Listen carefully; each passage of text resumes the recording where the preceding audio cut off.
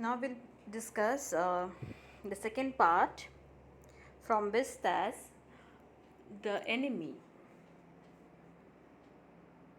page number 26.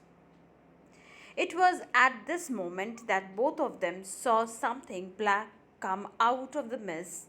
It was a man. He was flung up out of the ocean. Flung?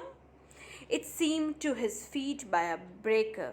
He staggered a few steps, his body outlined against the mist, his arms above his head. Then the curl mist hid him again. Who is that? Hannah cried. She dropped Sadav's arm and they both leaned over the railing of the veranda. Now they saw him again. The man was on his hands and knees, crawling. Then they saw him fall on the face and lie there. A fisherman, perhaps, Sadav said. Washed from his boat, he ran quickly down the steps and behind him. The next page. Hannah came, her wide sleeves flying. A mile or two away on either side there were fishing villages, but here was only the bare and lonely coast.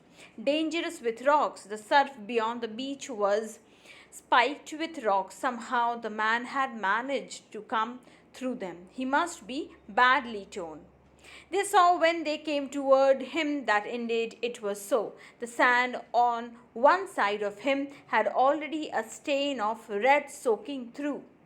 So they, Sadao and Hannah, thought that it would have been a fisherman who have been drowned and or have been washed away by or have met with any accident, and they both ran to help them. He is wounded, Sadao exclaimed. He made haste to the man who lay motionless, his face in the sand, an old cap stuck to his head, soaked with sea water. He was in wet rags of garments. Sadao stopped Hannah at his side and turned the man's head. They saw the face. A white man, Hannah whispered.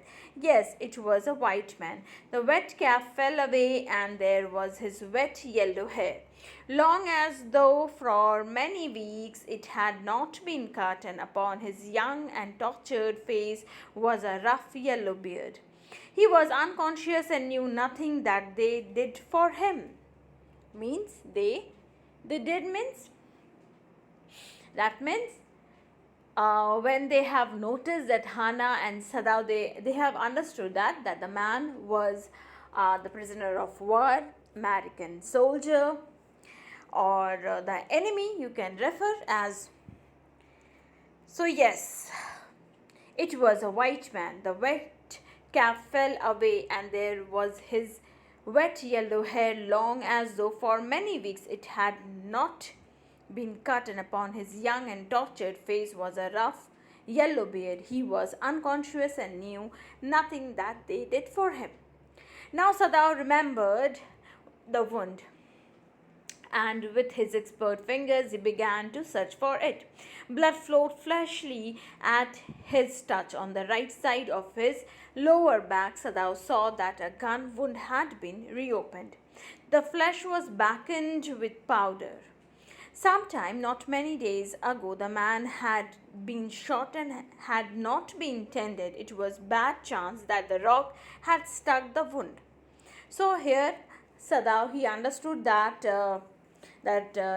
he might have been shot and then he was hit by a rock. Oh, how he is bleeding, Hannah whispered. Again in a solemn voice, a mist screened them now completely, and at this time of day no one came by. The fishermen had gone home, and even the chance beachcombers would have considered the day at an end. What shall we do with this man? Sadao muttered. But his stained hands seemed of their own will to be doing what they could to stanch the fearful bleeding. He packed the wound with the sea moss that strewed the beach.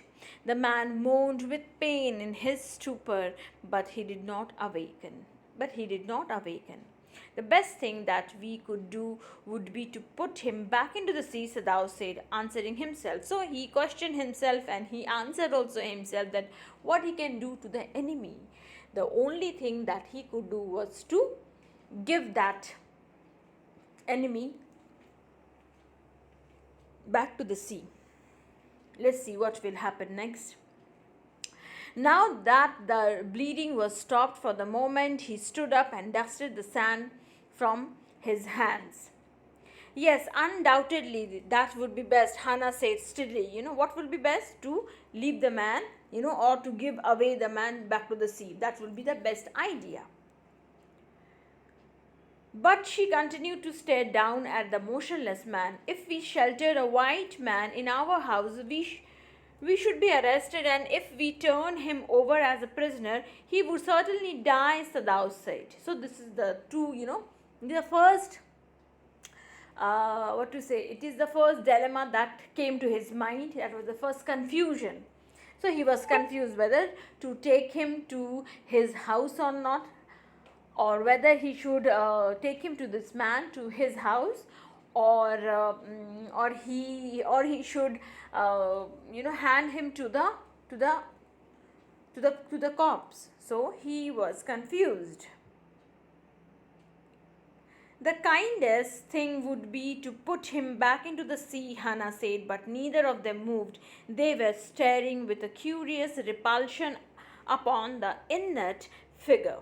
What is he? Hannah whispered. There is something about him that looks American, Sadao said. He looked up the battered cap. Yes, there, almost gone, was the faint lettering of sailor, he said, from an American warship. He spelled it out. U.S. Navy. The man was a prisoner of war. He has escaped, Hannah cried softly, and that is why he is wounded in the back. Sadao agreed. He hesitated, looking at each other. Then Hannah said with resolution, Come, are we able to put him back into the sea? If I am able, are you? Sadao asked. No, Hannah said. But if you can do it alone. Sadao hesitated again. The strange thing is, he said, that if the man were whole, I could turn him over to the police without difficulty. I care nothing for him. He is my enemy. All Americans are my enemy, and he is only a common fellow. You see how foolish his face is. But since he is wounded, you also cannot throw him back to the sea. Hannah said, Then there is only one thing to do. We must carry him into the house. So there is a lot of conversation. We can see between Hannah and Sadao. They are having an opposite ideas or decision regarding the enemy soldier. Now see what will happen. But the servant Sadao inquired, We must simply tell them that we intend to give him to the police. As indeed we must, Sadao, we must think of the children and your position. It would endanger all of us if we did not give this man over as a prisoner of war. Certainly, Sadao agreed. I would not think of doing anything else. Thus agreed, together they lifted the man. He was very light, like a fall that had been half starved for a long time, until it is only feathers and skeleton. So his arms hanging. They carried him up the steps and into the side door of the house. This door opened into a passage, and down the passage they carried the man towards an empty bedroom. So both of them, Hannah and Sadao, they carried him into their house. Now see what will happen next. It had been the bedroom of Sadao's father, and since his death, it had not been used. They laid the man on the deeply matted floor. Everything here had been Japanese to please the old man, who would never in his own house sit on a chair or sleep in a foreign bed. Hannah went to the wall cupboards and slid back a door and took out a soft quilt. She hesitated. The quilt was covered with flowered silk, and the lining was pure white silk. He is so dirty, she murmured in distress. Yes, He had better be washed, Sadao agreed. If you will fetch hot water, I will wash him. I cannot bear for you to touch him, she said. We shall have to tell the servants he is here. I will tell Yumi now. You can leave the children for a few minutes and she can wash him. So Sadao and Hana, when they carried him into their house, into a bedroom which belonged to Sadao's father, who was very much patriotic, we know, and as the enemy was mixed with dirt, so they thought of cleaning him before Sadao treat that enemy. So Hana thought to tell the the servant Yumi, who looks after her children, so that she can do it for her. Sadao considered a moment. Let it be so, he agreed. You tell Yumi and I will tell the others. But the utter pallor of the man's unconscious face moved him first to stoop and feel his pulse. It was faint, but it was there. He put his hand against the man's cold breast. The heart too was yet alive. He will die unless he is operated on, Sadao said, considering. The question is whether he will not die anyway, Hannah cried out in fear. Don't try to save him. What if he should live? So actually Hannah doesn't want the enemy to survive, but still she is helping, her husband to so that her husband can Sadao can treat the enemy.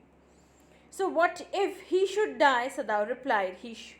The next page, page number 30, he stood gazing down on the motionless man. This man must have extraordinary vitality, or he would have been dead by now. But then he was very young, perhaps not yet 25. So the enemy was very young, and I think that kind of that is what you see, Sadao felt pity on that young soldier who was wounded. That we can consider. Let's see in the next section, or in the next part we'll discuss how Sadao treats the patient or the enemy.